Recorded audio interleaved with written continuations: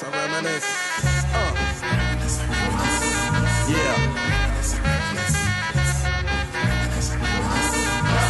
Hey everybody, it's your girl Kenlo back at it again, and today we have a special artist. His name is Brian T. Hey, what's good? Okay. I don't want to take over. Tell us how you doing today. I'm good. I can't complain. I'm blessed. I'm blessed to be here. Blessed to be alive. That's what's up. So I did kind of listen to your album, of Age. I gotta say, lyrics, dope message. Thank you. I appreciate it. Tell us the process behind it. All right. So the process behind Coming of Age. Well, I dropped that album of August of last year. So the album is actually about to be anniversary. So I can't believe I'm even saying that. But yeah. So the process behind that album. I would say it's been 2 years. It was actually been 2 years in the making. So I started working on that album around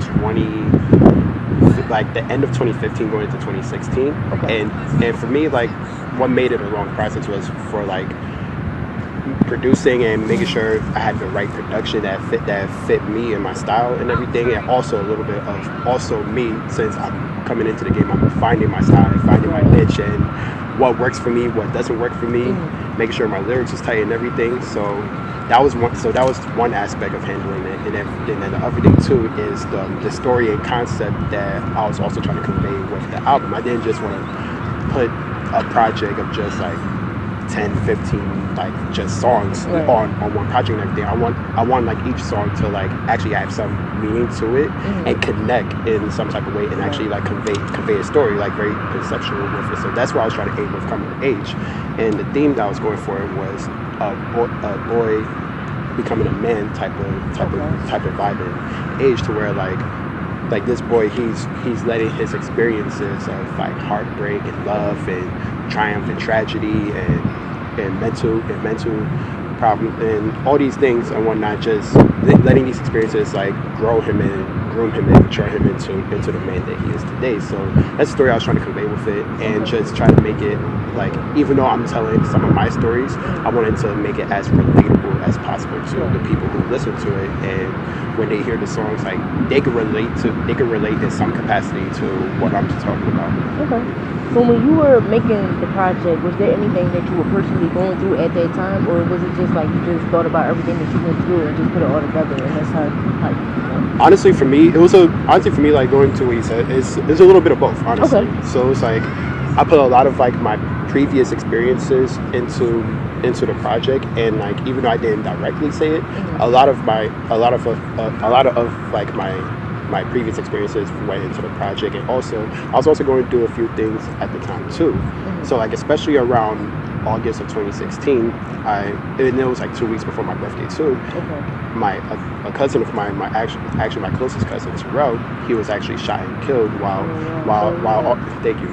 So he was shot and killed like on his way home from a party and everything, and that happened like 2 weeks before my birthday one night. So when that happened, like it really made me take a pause and like, yo, like tomorrow's never promised, and like nothing is ever guaranteed in life. And it just like, and it just like, it gave me a fire and fuel to like really like, all right, I don't know how much time I have on this planet to make an impact, so like I want to use the time that I have now to really make an impact, especially with my music and everything. So that's the energy that I went into making that album. And that's how like I was able to come up with tracks like On My Own, Smile, and the last track, Too Hard for Defeat. Like a lot of those tracks was spawned off of like that pain that I felt from like losing someone very close to me and everything. Okay. So with that being said, so when did you start music, and was he the person that motivated you to keep going and to like start the music as well? Music has always influenced me. So I've always been into music since I was little. I got my love for music, especially from my dad, who also passed away last November and everything. But I credit him for my love and passion for music and everything. He's been like, he was one of my like really like first day one supporters of everything and whatnot, and really like gave me the motivation, like, all right, you dropped out of school, if you're gonna do this music thing, take this shit serious and everything. So so from that day on, like I had always had that mentality, and like by the time I turned 21, that's when like I decided, all right, I'm gonna make this a career. I'm gonna take this serious. I'm gonna put all my effort and energy into this and everything. So that's where the background came from and everything. I started music. I started learning how to like produce and make beats and everything when I was 18, going to school and everything. Okay. And I just used that and like just taught myself everything else. Like, the mixing, the engineering, the mastering, the producing, and then eventually I got into writing and like writing, songwriting, proofreading, all that stuff, and rapping. And now I'm like a jack of all trades. I pretty much do a little bit of everything. That's what's up. So let me see. With that being said, since you do everything, so with the industry, rising every day, things like that, with different artists. So do you feel like you have a position in the industry, like with like the different sounds, the different looks, the different topics that they talk about? Like music isn't really the same. So do you feel like you still have that position, to take over? Right. I feel like for me personally, and I say this in the most humblest way possible, I feel like I've reached a point now to where like I feel like I've carved a lane for myself. Okay. If I'm not carving a lane for myself already, as far as like who I am as an artist and as an overall creative and everything. So like few who like differentiate themselves from everybody else or everything else that's going on and everything. And that's what I try to do with my music, the way that I dress, just like my overall presentation and everything. So it's like, all right, how do I sound different from these 10 people? How do my lyrics stand out from these 10 people and everything? That's always like my mind.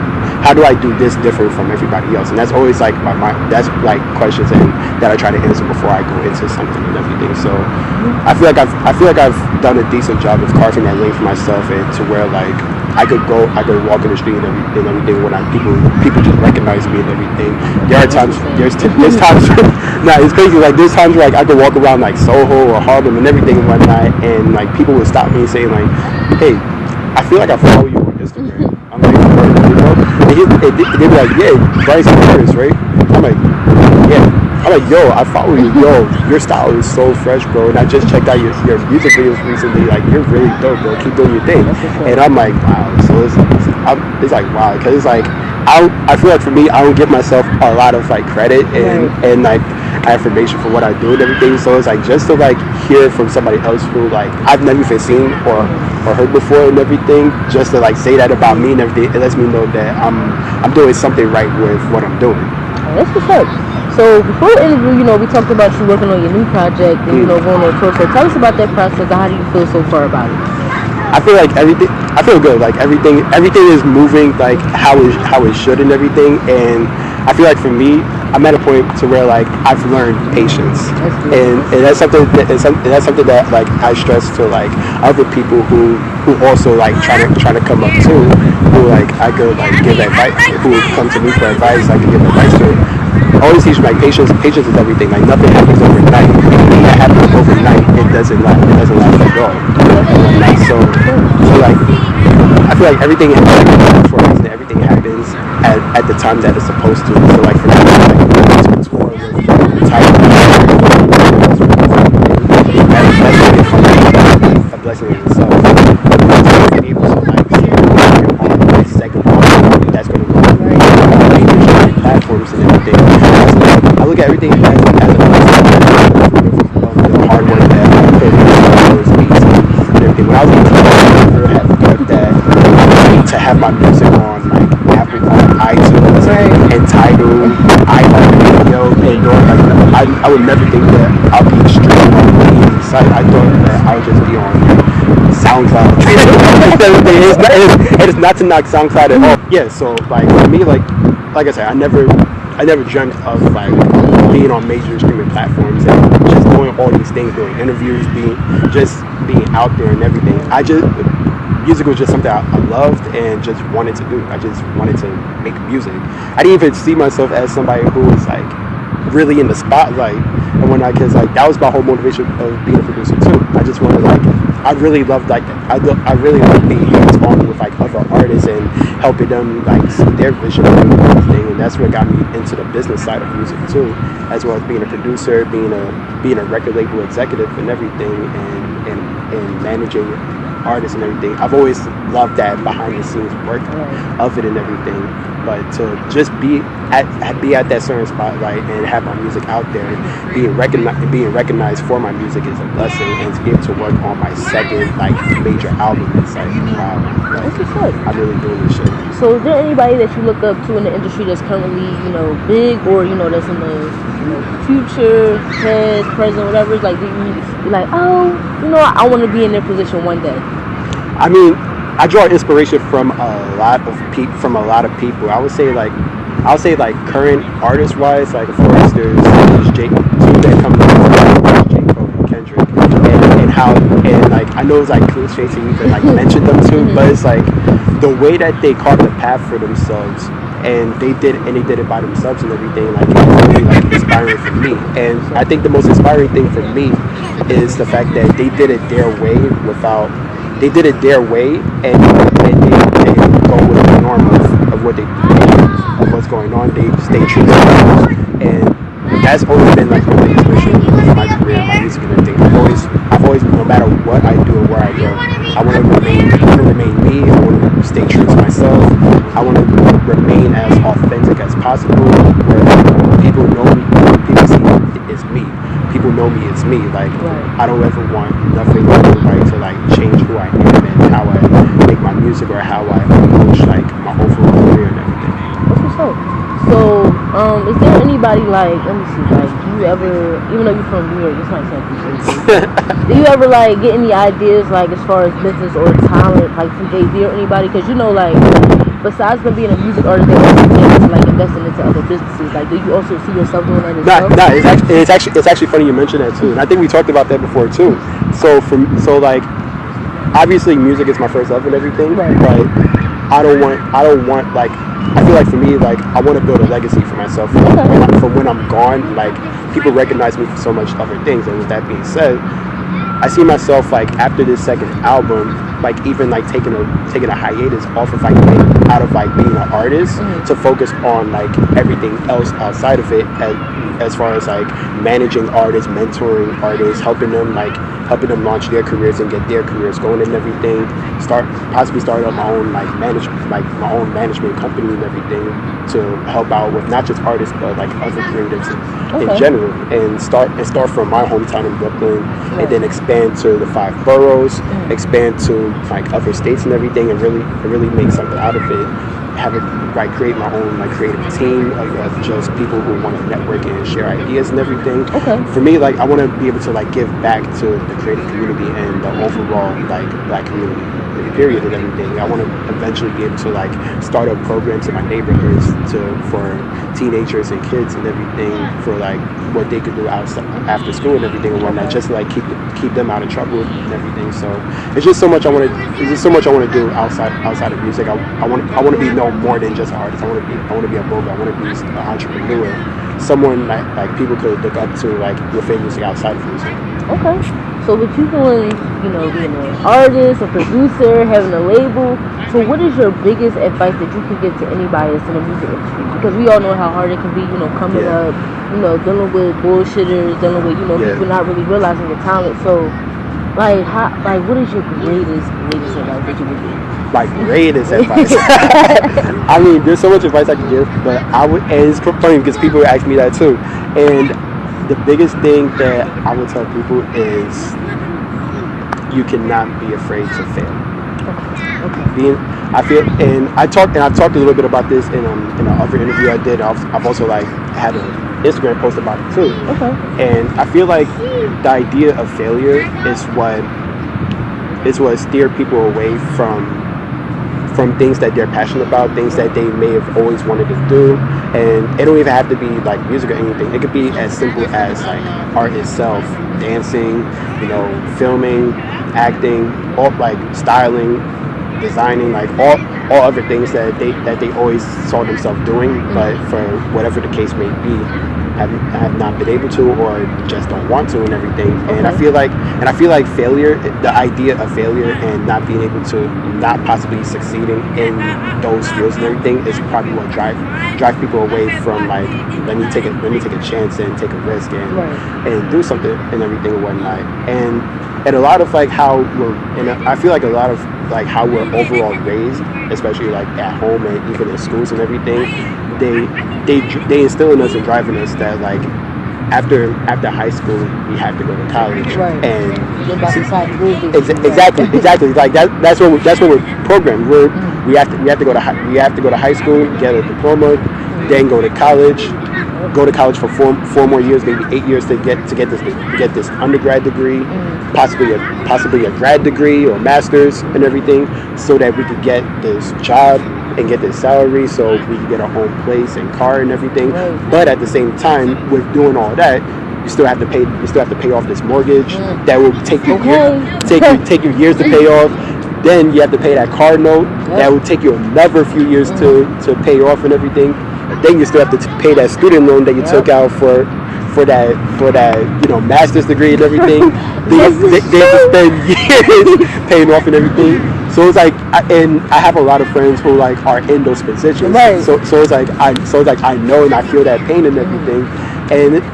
But at the back of my mind too, like, I feel like all that energy that's being spent into doing all those things and everything is also energy that could have been spent or could still be spent on like doing something you're passionate about. Even if it's on the side of one night, you know that you're still doing something that you love that could actually potentially turn into your career at the end of the day and everything. And that's what it is for me. I feel like once you get rid of the idea of like, yo, one of this doesn't work and everything, once you get that mentality out of your head and everything and whatnot, now it's like there's no matter what happens, no matter what like setback or how many times you fall down in one night, none of that will matter. It won't stop you from like getting to where you want to be with it and everything. So that's always been like my drive as to like how I'm 24, I'm 25, still doing this. I've been doing this for 7 years now. And that's what's been driving me to like continue to keep going and everything. And that's what I tell people all the time, that yo, don't be afraid to fail. You fall down, you get right back up, you keep doing your thing. Because one day that all the 100 setbacks that you have, all it takes is one moment for you to like succeed, and then everything else will like follow after that. That's what's up. And lastly, let's talk about your fashion. Okay, let's talk about this. So, where do you get your style from? How do you pick your clothes out? Tell us about that. Because I know it's like you go to the page, you're like, like, you know what I'm saying? Like, what is it? It's different. It's dope. I like it. So let's talk about that. Let's talk about that. We can talk about that a little bit. So basically, I would say my style is my style. So my style is influenced by a lot of things. So it's influenced by like just overall hip hop culture from like as early as the 80s, going into the 90s and early 2000s and everything. So I get a lot of my inspiration from those eras of especially hip hop and black culture in general and everything.